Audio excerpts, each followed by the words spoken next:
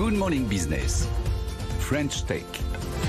Avec nous, Michel Delande, président de France Deep Tech, associé du fonds Omnes Capital. Bonjour. Bonjour madame. Merci d'être avec nous dans Good Morning Business.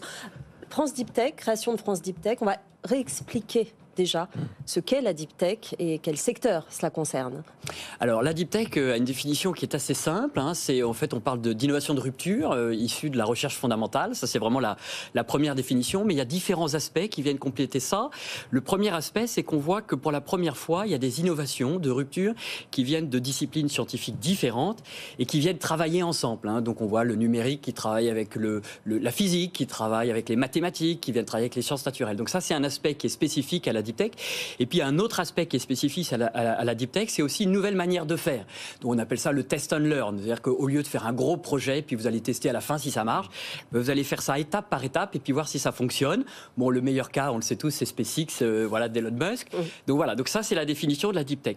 Et la Deep Tech, une de ses particularités, c'est qu'elle regroupe des secteurs très différents. On parle de cybersécurité, on parle de quantique, on parle de nucléaire, on parle de novel food, de spatial. Donc c'est vrai que ça regroupe des environnements qui sont très différents. Et jusqu'à maintenant, on n'avait pas donc l'outil pour fédérer tous ces acteurs, que ce soit les boîtes, mais aussi les investisseurs. Exactement. Les chercheurs, quoi. Exactement. En fait, ce qui s'est passé, le point de départ, c'est de se dire, mais finalement, il y a plein de startups issues de la Deep Tech qui ne se sentent pas forcément représentées par des corps intermédiaires existants, et on a cherché à comprendre pourquoi.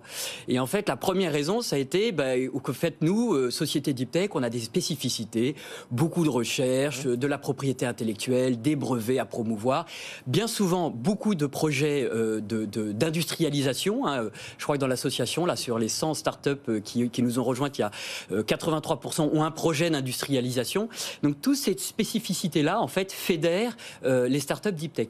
Mais il y a aussi la recherche et les investisseurs, bien sûr. C'est ça, alors c'est hyper intéressant d'avoir cet outil-là pour fédérer cette filière.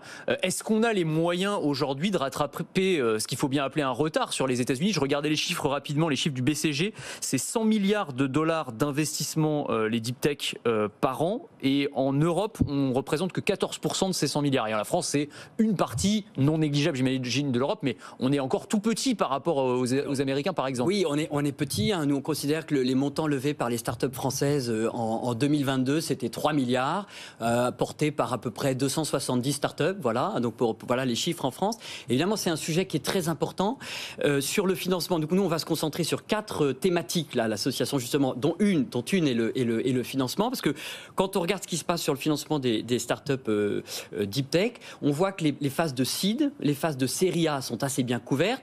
Et quand on extrapole et qu'on regarde les montants qui restent à lever, nous, on estime que le montant qui reste à lever de la part de ces startups qui ont déjà levé sur les années entre 2024 et 2026, donc c'est demain, c'est 12 milliards. Alors il y a de l'argent qui est disponible, 2 milliards à peu près, mais il reste à trouver 10 milliards. Pas forcément en equity, ça peut être de la dette, ça peut être de la commande publique. Vous voyez que c'est des montants qui sont quand même importants. Et si ce n'est pas le cas, le risque, c'est de perdre ces startups et c'est de perdre nos talents. Alors, c'est de perdre, d'abord, c'est de rater cette révolution industrielle qu'est la Deep Tech, parce qu'on n'en a pas forcément conscience, mais c'est une vraie révolution industrielle, au même titre que l'électricité, le charbon, encore plus récemment le digital.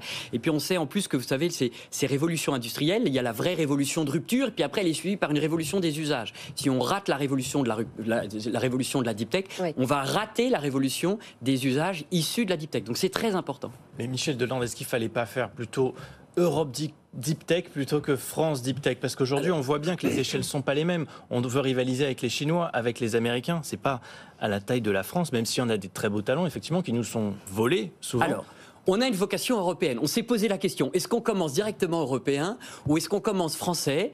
Et on est parti sur on commence français parce que c'est plus simple. Voilà, ouais. Donc on voulait être efficace. Mais rapidement, il va falloir aller... Et rapidement, il va falloir... Donc on a regardé, il n'y a pas d'équivalent qui existe en Europe aujourd'hui. On a regardé, on n'a pas trouvé.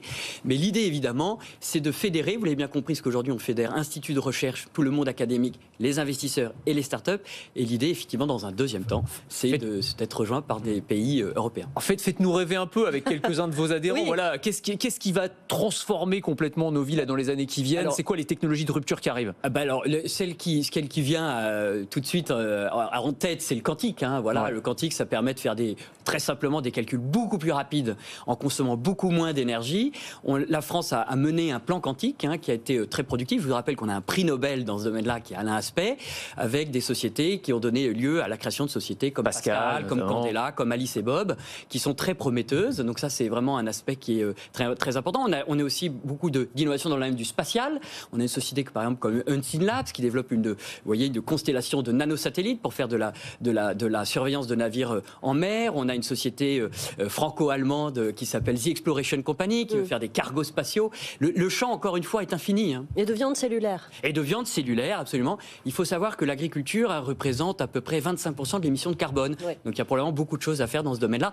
Et la deep tech fait partie de la solution. C'est là qu'on voit que BFM Business est quand même pas mal placé, parce que j'ai regardé la liste des adhérents, il y en a quand même beaucoup qu'on connaît ici à BFM. Ils sont tous venus. C'est normal. Forcément. C'est la chaîne de la deep tech, finalement. Merci beaucoup, Michel Volland, président de France Deep Tech, d'avoir été avec nous.